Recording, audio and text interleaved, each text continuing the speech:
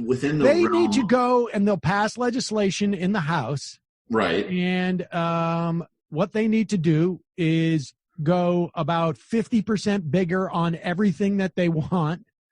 And they basically need to say, and maybe, if anything, shortchange the obvious stuff that everybody wants so that the Senate has to force them to raise those numbers that everybody wants, and they get the numbers that they want, including, I would also put into that voter protection. I would assume that enough. I mean, one is I do think, obviously Pelosi personally is not there on a lot of policy, but there must be, just looking at it, trying to come up with an actual reason here of how they've conducted themselves. There must be enough members of the Democratic House caucus that don't want those bigger, they don't want to do it. They don't want additional protections, additional funding. I mean, I don't think there was the opportunity. I just don't think there was the opportunity to pass that bill, and I think that was a question of leadership. Yeah, because I think the House just decided not to do it that way, to just cede to the Senate, and I suspect that's because Chuck Schumer is beside himself with how well he thinks he did on remember, they were bragging. No money can go to the Trump family. Like, that's a big accomplishment. I mean, I don't know that we can tell what the dynamic is between those two. But I've been hearing reporting that Chuck Schumer was so satisfied with what happened with the CARES Act in the Senate that he put the kibosh on the House, bringing their own thing. Now, I think Nancy Pelosi was probably more than happy not to do much, but just a reminder, today's Majority Report is made possible in part by Skillshare. The first 500 people who go to skl.sh/Majority Report 8, Majority Report 8, are going to get a free premium membership to Skillshare for 2 entire months. Skillshare is an online learning community that offers thousands of classes on any topic you can imagine, classes that are taught by experts in their fields. They got classes on drawing. They got classes on ukulele. I know they got classes on ukulele. I am learning songs on the ukulele right now from Skillshare. They got classes in web design. They got classes in photography. They got classes in cooking. You want to learn how to make a great cup of coffee. You want to learn how to make sourdough bread, whatever it is. Running a small business analytics. I'm just going through all the stuff that I've been, how to learn, how to teach. That's some of that. I have yet to find the class to find Saul to stop screaming, but all the classes are less than an hour long. They split them up into chapters, essentially, bite-sized lessons. So it's easy to, if you've got kids who are hassling you, if you got a lot of stuff to do, you watch one, then you go deal with them. You watch another, you go deal with them. Everyone can benefit from learning a new skill, brushing up on something that you've been doing. Has classes for every skill level, so you can improve on stuff that you can learn new stuff, et cetera, et cetera. Membership to Skillshare is less than $10 a month. It gives you access to their entire library of classes. However, the first 500 people who go to skl.sh/Majority Report 8 are going to get a free membership for 2 whole months. Go learn. Put the link underneath this video if you're watching on YouTube. It's in the podcast description if you are listening. Also, this ad is a warning. Our democracy is under attack from the U.S. Supreme Court in about a million different ways. In the middle of a deadly global pandemic, people across Wisconsin are planning on voting absentee to keep themselves and their families safe. They were planning, but on that night before the election, 5 Republican justices on the Supreme Court told thousands of people they would choose or have to choose between risking their lives and forfeiting their right to vote. This Supreme Court favoring Republican interests over our democracy is nothing new. They gutted the Voting Rights Act. They invited billionaires and corporations to spend unlimited amounts to try and influence elections. They gave a green light to gerrymandering, voter ID laws, voter roll purges. And now a progressive movement is rising up to fight back. because it's quite possible the Wisconsin case won't be the last 2020 showdown over voting rights to be settled in the courts this year. We simply cannot trust this court to put aside partisan views and protect people's rights to vote. Our courts are becoming too political. It's time to say enough.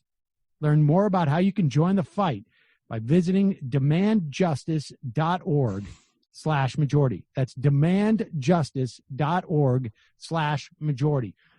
Folks, head over there right now to check out this organization. They were also the ones that sent the. Oh, go ahead.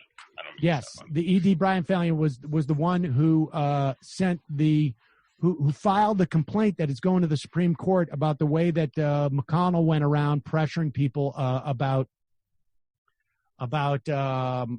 his protege being picked. They.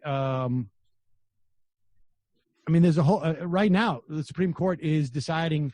Can we let moral standards, as opposed to religious standards, justify an employer for not offering contraception through their health care plan? Contemplate what that means. First off, a company has morals? Really? I think you would actually get in trouble from a fiduciary standpoint if you were a public company and said, well, from a moral standpoint, we're not going to do X, Y, or Z. But put that aside. What does that even mean? How do we and then where does it stop? Well, you know what? I have a moral problem with two guys being married. They're not eligible for health care at all. His husband. Are you serious? I have a moral problem with that. In fact, I have a moral problem with people who gain so much at home. Matt, I just think that's I think you're a moral degenerate for playing those violent games. And I understand that maybe some of you folks are smoking pot. I know it's legal, but I have a moral issue with it. That's what we're talking about. And for once, there's an organization that is explicitly trying to shape the pool and the process of choosing judges for the next Democratic president. And Fallon some time ago said, there should be no corporate lawyers who get appointed judges, period, by the next Democratic administration. Super important. All right, let's go on to so that's demandjustice.org/majority. Go check it out. So Donald Trump, really hard. I think everybody goes through this, Michael. I'm sure you do too. How do I prioritize what I got to do? How do I prioritize what I got to do? I want to golf. But then they do at this point. I got work, right? It's very difficult. Yes. And I think this is when we get to see Donald Trump at his most vulnerable and in many ways his most human. Just a lot of things on his plate. Just some things he couldn't get to. You're 3 years into your first term. Yeah. You're now applying for the job again. What did you do when you became president to restock those cupboards that you say were bare? Well, I'll be honest. I have a lot of things going on. We had a lot of people that refused to allow the country to be successful. They wasted a lot of time on Russia. That turned out to be a total hoax. Then they did Ukraine, and that was a total hoax. Then they impeached the president of the United States for absolutely no reason. And we even had 197-0 vote by the Republicans. Hey, Brendan, listen, I'm just let's just work this out here. We have the president comes into office. There's obviously an investigation that almost starts after that because he fires Comey. Now, Comey was not in charge of replenishing the personal protection stockpiles of the United States, was he? In the broader sense, it's a team effort.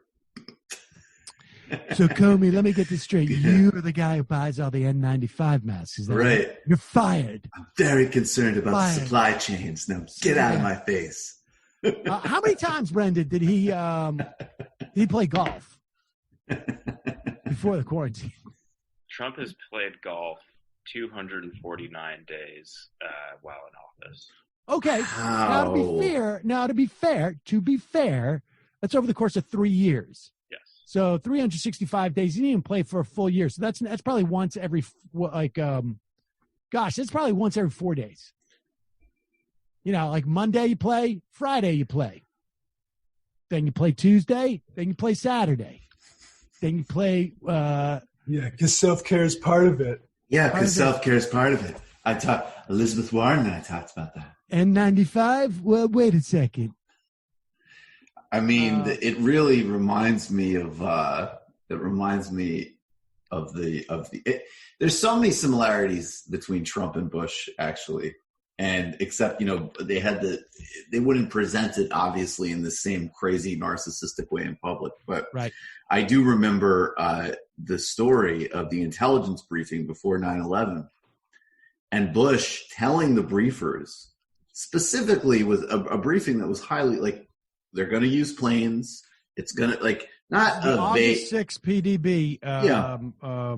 Bin Laden determined to attack America. Right. And with very specific, not just a sort of hey, Bin Laden's out there. He's a bad guy. Very specific, detailed warnings, unusually good intelligence, it seems to me, from my reading on that area. And Bush said, you guys covered your asses. Right. And then he went out and golfed. Yep. And I guess the only difference, the difference is that Trump would say I couldn't focus on 9/11 because these intelligence briefers were constantly bothering me. I couldn't focus. Russia. Every time I look at it, you see Russia. Bin Laden, Bin Laden, Bin Laden. What would be nice if David Muir was willing to sacrifice his access and go wait, really? Seriously? No, seriously, Mr. President. Seriously. You had a lot of things going on? Why did you fire your pandemic response team? You had the time to get rid of that position. And the thing that I'm honestly these are all Republican decisions. And there is a complete, understandably, tendency to focus on Trump. But Donald Trump did not. There's no way in the world that Donald Trump was even aware that there was a pandemic response. Well, that comes from Bolton. Yeah. That comes from Bolton. Pence. And right. And and they've always, that's always on the chopping block.